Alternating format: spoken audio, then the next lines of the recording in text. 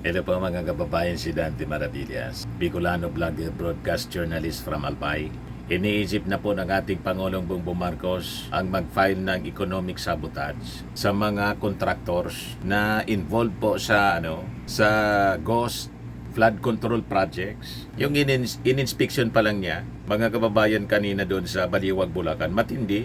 Sabi ng ating Pangulo, this is a perfect example of abuse. Sabi dito sa report ng Inquirer, this was how President Marcos described the non-existent reinforced concrete river wall project in Purok 4 Barangay Piel, Baliwag, Bulacan. The project, a 220-meter river wall, cost the government 55.7 million pesos and was awarded to Sims Construction Trading. Bayad na po siya. Yan po yung resibo. Sims Construction Trading. Dalawang resibo ito mga kababayan na inisyo. Ang may-ari nito si Sally Nicolas Santos, kaya Sims. Yung unang bayad mga kababayan dated March 19, 2025.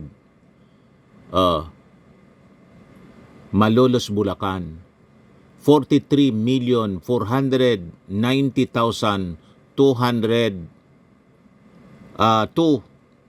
pesos in 98 centavos. Pangalawang resibo na tinanggap yung bayad, wala man project po, 5,948,742.98 centavos. Sabi dito sa report ng Presidential Communications Office ngayon pa lang, official receipts na nagpapatunay na nagbayad ang DPWH Bulacan 1st District Engineering Office ng higit 55 million sa Sims Construction Trading para sa isang flood control project sa Barangay Piel, Baliwag, Bulacan. Inilahad ni PBBM na ito'y isang ghost project matapos niyang matanggap ang report at inspeksyonin ang lugar kung saan ito dapat nakatayo. Ayon sa Pangulo, walang materyales, walang equipment at walang itinayong pader kahit na diniklara itong 100% complete at fully paid na sa record. Talagang ninakaw nila 55 million. Nirelease ng DPWH ang bayad, walang project. Ganon tayo pinagluluko. At hindi lang ito bago. Tagal na itong kalakaran mga kababayan. Hindi lang ngayong administration. Ngayon lang gumawa ng ganitong personal na pag-inspeksyon yung ating Pangulo. Yung mga previous administrations po, walang ganitong ginawa. Kaya despite ng bilyon-bilyon flood control project, mula pa ng mga panahon ng mga previous administrations, imbes na masolusyonan po yung baha, lalong lumala. Ang binabaha mga kababayan, sabi nga natin, yung bulsa ng mga kurakot na opisyal, nakikipagsabuatan sa mga contractors. Siyempre, ang may pinakamalaki nito, mga kababayan, na ninanakaw yung mga politiko. Sila yung nag-allocate ng budget. Sabi dito sa balita ng Manila Times, Marcos on brink of filing economic sabotage versus airing contractors. I'm very angry. I am thinking very hard to file a complaint of economic sabotage against them, sabi ng ating Pangulo. Ni isang hollow block niya, walang inilagay. Nothing. Imagine 220 meters, worth 55 million, completed according to record, but nothing, really nothing. No work was even done, even for a single day, sabi ng ating Pangulo. Yan personal niya na inexamine mga kababayan yung mga documents. Wala ni isang hollow block. Yan yung aerial view mga kababayan. Yan yung kanyang mismong post mga kababayan. Nagtungo ako sa Baliwag, Bulacan matapos makatanggap ng reports sa sumbong sa Pangulo PH tungkol sa isang ghost project. Hindi natin palalampasin ito. Sususpindihin natin at kakasuhan ang lahat ng opisyal na nag-authorize at nakipagsabuatan dito ng paglabag sa Anti-Graft and Corrupt Practices Act at malversation of public funds through falsification of public documents. Ang Sims Construction Trading ay agad na iba-blacklist at haharap sa mga kaso sa ilalim ng Revised Penal Code at Republic Act 3019. Hanapin at sisiyasatin natin ang iba pa nilang proyekto.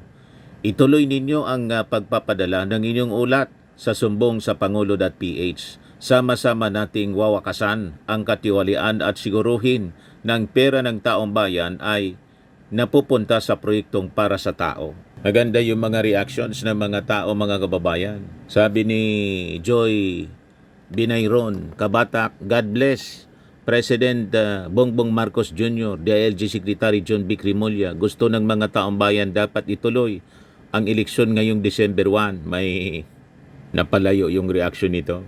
Sabi ni Roda, ngayon alam nyo na niya po kung saan napupunta ang pondo ng bayan. God bless po, PBBM. Sabi ni Lynn, dapat talaga na mawala ang lahat-lahat ng mga corrupt at drug lord dito sa Pilipinas. Sabi ni Norma Referente, I salute you, President Bongbong Marcos. Keep up the good work for our countrymen. Sabi ni Ella, grabe talaga, napakaraming mga proyektong gustong ipatupad ni PBBM, pero kung ang mga kontratista naman ay nasisilaw agad sa pera ng gobyerno na galing sa taong bayan, nadidemonyo na ang isipan nila.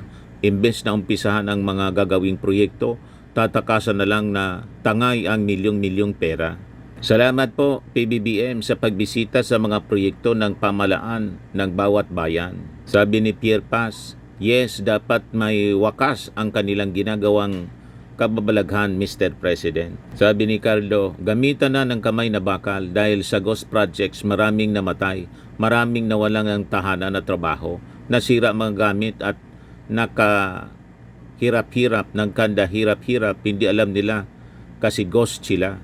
O ngayon, dahil sa ginagawang ito ng ating Pangulong Bongbong Marcos, nagpaabot na naman po ng negative reaction si Sara Duterte habang nasa world tour, mga kababayan, nasa Paris. At after Paris, diretso ng dahig. Yan ang reaction ni Sara Duterte. PBBM is using flood control probe as cover up for next flooding. Ginagamit daw ng ating Pangulo itong investigasyon sa mga flood control projects na ghost para i-cover up daw ang susunod na flooding. Wala man dapat na i-cover up na flooding kasi pag umulan ng malakas talagang bumabaha. At ang pinakang klaradong alimbawa nito, yung flooding kahapon lang sa Davao. Yan pinablis ng Mindanews. Shinare ng inyong auntie yata ito, si Noel Duterte, na galit sa tatay ninyo at sa iyo mismo. Yan vehicles wade through floods as heavy rains hit Davao City Tuesday afternoon, August 19, 2025. Walang dapat na i-cover up pa. Kasi yung panahon na mismo yung gumagawa ng paraan para malantad ang mga palpak na mga flood control projects all throughout the country, including Davao. Yan pinablis mismo ng Mindanao Times. Look, a hospital parking lot in Davao City was submerged in floodwaters following heavy rains on Tuesday afternoon, August 19. Yan Ano pa man ang i-cover up ng ating Pangulong Bongbong Marcos na nalantad na po, panahon nang gumawa ng paraan para madiskubre ang mga palpak na mga flood control projects. Di ba po? Yan sabi ni Sara. President Marcos post to investigate the government's failed flood control projects is simply a way for him to excuse himself from his responsibilities and obligations when the next flooding happens, sabi po ni Sara. In an interview in Paris during a meeting with the Filipino community there on August 18, the Vice President pointed out that the probe on the flooding mitigation or flood mitigation projects will soon be used as a cover-up by Marcos. Paniwala ko, ginagawa nila yan para sabihin na sa susunod na baha na tingnan ninyo, may ginawa kami, pinagandaan niya lang yung excuse niya para sa susunod na baha. Duterte stressed that even members of the House of Representatives and not just government contractors must be held responsible for the failed flood control projects. Well, lahat sila dapat. Hindi lang yung mga contractors dahil yung mga contractors ay mga tauhan din sila ng mga members of the House of Representatives. Yung mga kasama nila o mga kagrupo nila, kasama din nila yun sa pag-ati-ati ng budget ng Pilipinas. Dahil nakita namin yon sa Department of Education. Nabanggit namin yon kay BBM na ganun ang ginawa. Pero noon ay wala siyang reaction, tapos bigla ngayon meron na siyang reaksyon. Lahat man talaga yan iimbestigahan. Sinimula ng ating Pangulong Bongbong Marcos na inspeksyonin yung sa Kalumpit, Bulacan, ngayon Baliwag, Bulacan, Iloilo. Malamang ang susunod, Davao. O di ba? Wala bang pong sasantuin ang ating Pangulong Bongbong Marcos? Sinabi na niya yan. Kahit kaibigan niya at kakilala, hindi niya palalampasin. Kaya sabi ng mga nag-react sa kanyang statement, sabi ni Benjamin, it is already happening in Davao. Sabi ni Mario King Cruz, you should have said that investigation during your father's administration in the year 2016 to 2022.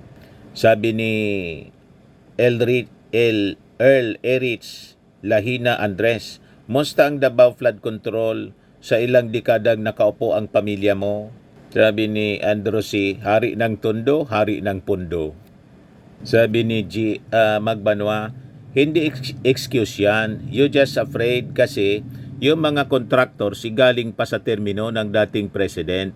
At the same time, sino Secretary of DPWH that time? Doon katakot sa ginagawang investigation. Tingnan mo, katatawag nyo bangag sa presidente, kaalyado ninyo pala ang so ito na yung 52 billion, 3 years na pork barrel lipulong. Sabi ni Hiner Perez, palpak talaga ang flood control projects ng Marcos administration, pero nasa naman yung flood control ni Duterte? Kung maayos yun, gaya ng sinabi nila, bakit hindi rin nagsigana? Ibig bang sabihin, palpak din? Sabi ni Almarzan Luis, Yari, project engineer, materials engineer, inspectorate team, district engineer at iba pa. Sabi ni Jeffrey Adlaon Pinariho, engineering office, good luck. Sabi ni Ryan, grabe yan, nagkakapera ng walang puhunan, sayang boys naming maliliit, oy, panagutin ang sangkot sa korupsyon. Maatim nyo na ilagay ang porsyento nagawa, wala naman na umpisahan, pati engineer, dyan damay. Rimati na, mga kababayan. Ang tingin natin, mga kababayan, kaya nag-react ng ganito si Sara Duterte. Feel niya na ang susunod po na mga papaimbestigahan yung mga flood control projects ng previous administrations.